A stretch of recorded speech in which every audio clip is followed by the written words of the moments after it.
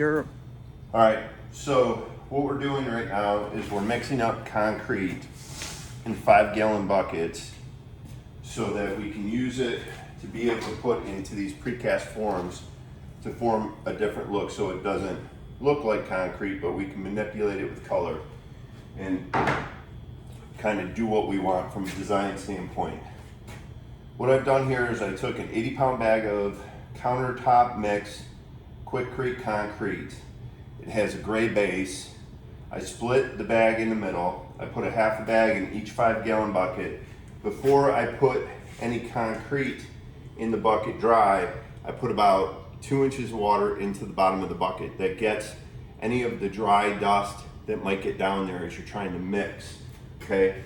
One bucket I have almost mixed up. The other bucket I poured in some water on top, but essentially what you want to get is you want to get something that looks almost like an oatmeal consistency, okay? Now it's important to remember that we want to use a countertop mix because we don't want anything that has any binding aggregate, because that's going to come through in the forms that we're trying to do. We want something that's more of like a mortar type mix. There's nothing to it. So I'm using a mixer with a long paddle on it. When you go to mix it, you don't start it away from it and put it down too, otherwise you're just going to throw water everywhere.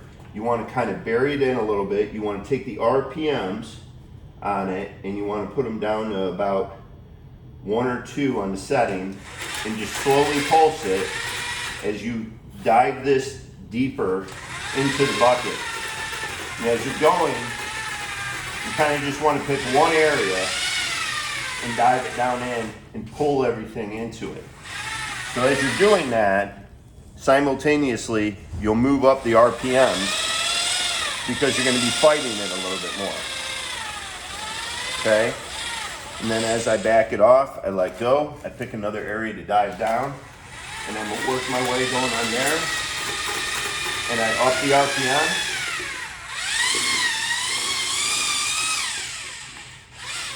And then essentially, like using a mixer when you're baking, you want to go all the way around and get all the dust from the side and work it into the water mixture.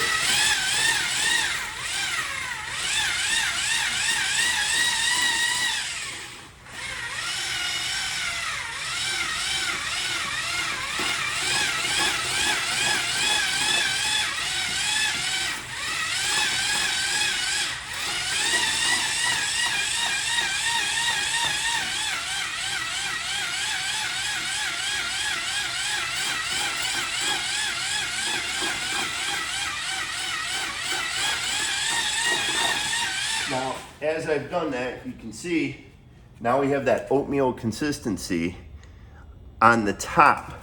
But as I push down around here without running this, I can feel that there's pockets in there where I still don't have a good mix. You got to remember, when you start pulling this, after you've mixed in your colors and everything like that, you want to make sure that everything is thoroughly mixed. Also, going into a preform like we have, we want to make sure that it's going to pour into all these little crevices and everything like that so that we get this nice pattern out here, okay? And it's not going to do that if I'm not a little soupy, but I don't want it where it's just like I'm pouring water into here. It's going to take forever to dry, because remember, as concrete dries, essentially what it's doing is it's evaporating the water. So the water is the catalyst to get it going, okay? But then it has to release that water. We don't want it to release the water too quick, otherwise we get cracking. But if we just fill it with water, it's going to take forever for that to dry, and we're going to compromise the strength of it too. So you want to have this good consistency and keep going around and making sure that you have a good mix throughout, okay?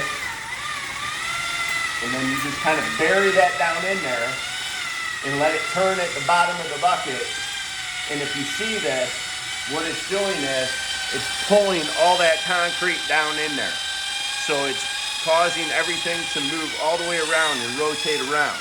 So you're getting a really good internal mix, okay? Now, I also keep an extra bucket with me of clean water, because this way I can add a little bit more, which I'm going to, because on this, I need workability time. I'm gonna be adding color, which is more dust. I'm gonna be adding, because I don't use a liquid one, I use an iron oxide, and then also we're gonna be adding a filler in here for fiberglass.